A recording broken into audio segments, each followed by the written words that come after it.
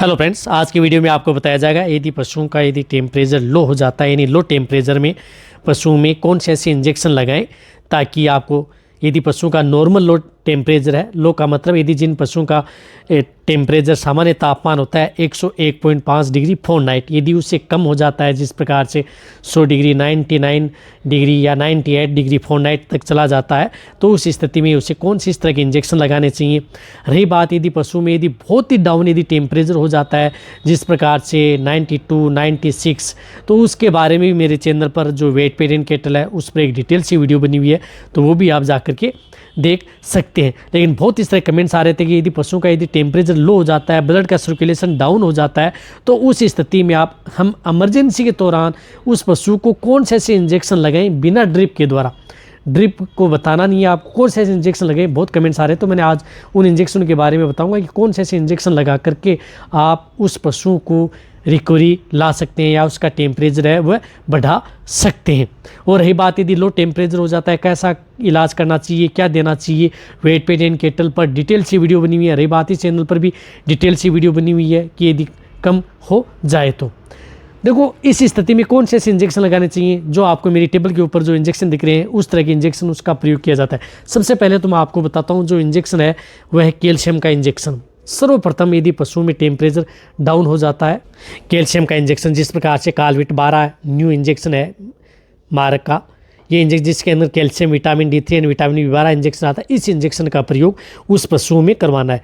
रही बात यदि गाय भैंस में यदि टेम्परेचर डाउन हो गया तो आप 20 ml से लेकर के 25 ml इंट्रामस्कुलर ये इंजेक्शन उस पशु को लगवा देना है यदि आपके पास कोई वेटरनरियन है तो। और जो जितने पशुपालक हैं इमरजेंसी के दौरान इस तरह के इंजेक्शनों का प्रयोग किया जाता है। लो टेम्परेचर है तभी इस इंजेक्शन का, यदि लो टेम्परेचर हो गया, यदि आपका पशु प्रेग्नेंट है तो भी आप इस इंजेक्शन का प्रयोग करवा सकते हैं। साथ में आपको प्रयोग करवाना है टोनोफॉस मोनो इंजेक्शन जिसके अंदर साल्टोटोल्डिम सोडियम यानी फास्फोरस का इंजेक्शन भी यदि पशुओं का टेम्परेचर डाउन हो जाता है तो उस स्थिति में आप इस इंजेक्शन का प्रयोग करवाएं। रही बात इसकी डोज, जो बड़े पशु हैं जिनका बॉडी वेट 400 से 500 kg है तो 15 ml से लेकर के 20 ml इंट्रामस्कुलर या इंट्राविनस दोनों रूट से आप इस इंजेक्शन का प्रयोग करवा सकते हैं कैसे भी लगे। लेकिन ये इस इंजेक्शन का भी प्रयोग उस स्थिति में बहुत ही ज़्यादा ज़रूरी है। यानी जो कैल्शियम का इंजेक्शन और टोनोफॉस ये दोनों इंजेक्शन तो उस पशु को ज़रूर लगवाने हैं जिन पशुओं में टेम्परेचर यदि लो हो जाता है तो।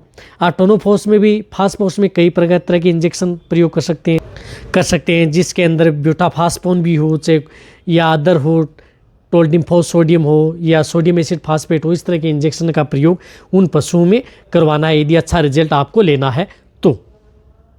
अब तीसरा इंजेक्शन आपको आइसोफ्लूड जिसके अंदर साल्टो आइसोफ्लूपेरिडोन, ये इंजेक्शन उस स्थिति में लेना है जिसमें यदि पशुओं का टेम्परेचर बहुत लो हो गया और ब्लड का सर्कुलेशन बहुत डाउन हो गया है, उस स्थिति में आप इस इंजेक्शन का प्रयोग करवा सकते हैं जिनकी डोज 5 ml से लेकर के 10 ml ओनली ऑन इंट्रामस्कुलर। ये इंजेक्शन भी उस पशु में लगवा सकते हैं लो टेम्परेचर में। रही बात यदि ज़्यादा दिक्कत है तभी आप इस इंजेक्शन का प्रयोग करवाएं आइसोफ्लूड का। अन्यथा आप जो 2 इंजेक्शन है कैल्शियम के इंजेक्शन और फास्फोरस के इंजेक्शन, उन इंजेक्शन से ही आपके पशु ठीक हो जाते हैं। रही बात यदि बहुत ही ज़्यादा दिक्कत हो जाए, बहुत ही लो टेम्परेचर हो जाता है तो उस स्थिति में उस पशु को कैल्शियम मैग्नीशियम या कैल्शियम बोरोग्लूकोनेट तरह के जो इंजेक्शन आते हैं, जो बोतल आती हैं, उनको IV के तौर पर लगाया जाता है, जो कि मेरे चैनल पर डिटेल सी वीडियो बनी हुई है। लेकिन ये क्या है कि इमरजेंसी के तौर पर आप उस पशु को ये इंजेक्शन लगवा सकते हैं यदि आपके पास जिस प्रकार से कैल्शियम बोरोग्लूकोनेट या कैल्शियम मैग्नीशियम बोरोग्लूकोनेट इंजेक्शन नहीं हो पशुओं को रिलीफ देने के लिए। ज़्यादातर पशु होते हैं जिनका टेम्परेचर डाउन होता है, उस स्थिति में इस तरह के ट्रीटमेंट से, इन 3 तरह के इंजेक्शन से पशु ठीक हो जाते हैं। तो ये वीडियो जितना हो सकता है पशुपालक या वेटरनरी असिस्टेंट है उनके साथ आप शेयर करें, क्योंकि इस चैनल पर आपको इसी तरह की नॉलेजेबल वीडियो शॉर्ट में ऐसी ही मिलती रहेंगी। इसी तरह से वीडियो देखते रहें।